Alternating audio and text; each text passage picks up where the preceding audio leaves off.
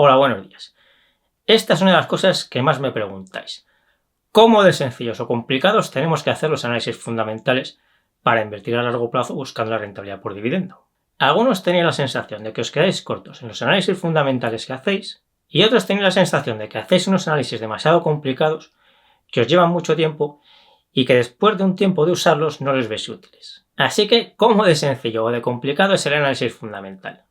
Yo creo que el análisis fundamental que hagamos debe ser el adecuado para nuestra estrategia de inversión. Porque creo que el análisis fundamental depende totalmente de la estrategia de inversión que sigamos. De forma que primero tenemos que elegir la estrategia de inversión que vamos a utilizar y después aprender la forma de analizar empresas que requiere esa estrategia. Esto no es como los idiomas, en el sentido de que si alguien quiere irse a trabajar a Alemania, primero tiene que aprender alemán y luego cuando ya esté en Alemania buscará trabajo de una cosa o de otra. Porque claro, en estos casos no se encuentra primero el trabajo y luego se pregunta ¿y cuánto alemán tengo que saber para hacer este trabajo? Sin embargo, al invertir, sí que tenemos que elegir primero la estrategia de inversión y después aprender la forma de analizar empresas que es útil para esa estrategia de inversión. Se podría aprender análisis fundamental así en general y después elegir la estrategia de inversión. Por poder se podría, pero eso tiene bastantes problemas.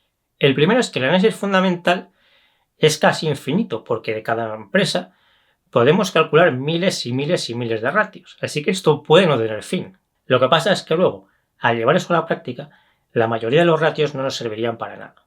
No solo no nos servirían para nada, sino que intentaríamos buscarles un sentido y en la gran mayoría de los casos eso no solo no nos iba a ayudar, sino que nos iba a desorientar mucho. Por ejemplo, para comprar un coche, a la mayoría de la gente no nos interesa para nada cómo varía el comportamiento de los motores a 40 bajo cero o en el desierto. Y si miramos esos datos de todos los coches que estamos pensando comprar, lo más probable es que nos despisten y hagamos una peor elección del coche que compremos. Otro problema es que la interpretación del análisis fundamental depende de lo que estemos buscando, porque muchas cosas no son buenas o malas en sí mismas, sino que son buenas o malas según la estrategia de inversión que estemos usando. Es decir, una misma cosa puede ser mala para una estrategia de inversión y buena para otra. Y si lo primero que hemos hecho es aprender análisis fundamental así en general, ¿cuál de todas las interpretaciones posibles hemos aprendido? ¿La que es buena para nuestra estrategia o la que es mala? Vamos a ver el ejemplo del ratio de liquidez o current ratio para que esto se vea más claro. El ratio de liquidez se calcula dividiendo el activo corriente entre el pasivo corriente y suele estar alrededor de una vez. La teoría dice que cuanto más alto sea este ratio mejor y que si es inferior a 1, la empresa tiene problemas de liquidez y eso puede ser peligroso. Pero en la práctica, las mejores empresas y las más sólidas suelen tener el ratio de liquidez por debajo de 1, precisamente porque esa solidez les permite optimizar más su balance y ser así más rentables. Si esas empresas tuvieran su ratio de liquidez por encima de 1, estarían reduciendo su rentabilidad sin ganar nada a cambio. Y tener ese ratio por debajo de 1 no les supone ningún problema, ni les aumenta el riesgo.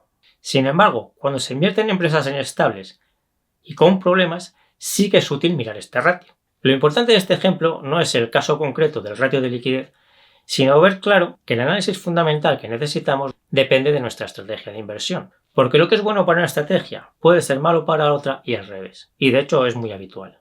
Este caso del ratio de liquidez es un ejemplo, pero se podrían poner muchísimos. Si esto no lo tenemos claro, lo normal es hacer análisis fundamentales equivocados.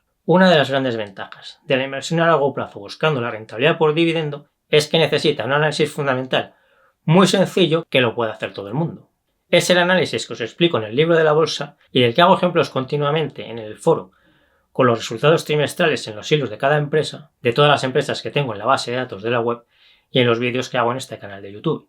Creo que algo que os servirá de buena guía es que entendáis la importancia de todas las cosas que calculéis. Es decir, no calculéis ratios sin saber realmente para qué valen, ni cómo debe variar nuestra decisión según en ese cálculo nos salga una cosa o nos salga otra. Si calculamos un ratio y vamos a tomar la misma decisión, salga un resultado o salga otro, ¿para qué hemos calculado ese ratio? Y hemos perdido tiempo en ello. Otro peligro de las complicaciones es que debilitan la toma de decisiones y aumentan el riesgo, aunque a primera vista parezca lo contrario. Por ejemplo, es mucho mejor tomar las decisiones con un sistema sencillo que utilice el beneficio por acción, el dividendo y la deuda para ver si el dividendo de esa empresa es sostenible o lo va a tener o es posible que lo tenga que bajar temporalmente, que utilizar el flujo de caja libre, pero calcularlo mal. El flujo de caja libre es interesante desde el punto de vista teórico, pero en la práctica tiene dos problemas muy importantes. El primero es que la mayoría de las empresas no publican sus necesidades operativas de fondos. Y esto no podemos sustituirlo por las variaciones de capital circulante ni por ninguna otra cosa, porque entonces estaremos obteniendo resultados erróneos que nos despistarán. El segundo es que las inversiones de mantenimiento que hay que utilizar en el flujo de caja libre también son un dato complicado de obtener, porque no son ninguno de los datos que se ven fácilmente en las cuentas, como el flujo de caja de inversión, por ejemplo, o las inversiones materiales, o cualquier cifra que tenga el nombre de CAPEX o algo parecido en las presentaciones de resultados de las empresas. Por eso es muy habitual calcular mal los flujos de caja libre, y esos flujos de caja libre mal calculados empeoran las decisiones y aumentan los riesgos de quien los usa. Para que os hagáis una idea de lo que es la inversión a largo plazo y de lo fácil que es el análisis fundamental que se necesita para esta forma de invertir, yo creo que en el futuro esto será algo que se aprenderá de niños. No digo el año que viene, pero sí dentro de un tiempo. Y cuando se llegue la edad de empezar a trabajar, la gente ya sabrá invertir a largo plazo y llevará toda su vida invirtiendo desde que eran niños. Por eso, si en algún momento invertir a largo plazo os parece complicado, entonces es que os estáis complicando la vida de forma innecesaria. Así que tenéis que encontrar eso que os está complicando la vida y descartarlo. Adivinar el futuro es imposible, como ya sabéis. Por eso el objetivo de invertir a largo plazo nunca es adivinar el futuro, porque eso no tiene sentido. El objetivo del análisis fundamental es ayudar a tomar decisiones sencillas utilizando la lógica y el sentido común. Si os fijáis, veréis que al final las complicaciones en el análisis fundamental acaban siendo una forma de justificar que las empresas que han subido mucho son muy buenas y las que han caído son malas, y eso no tiene sentido. Porque eso es ver el precio y no el valor. Y nunca hay que confundir el valor con el precio, porque son dos cosas completamente distintas.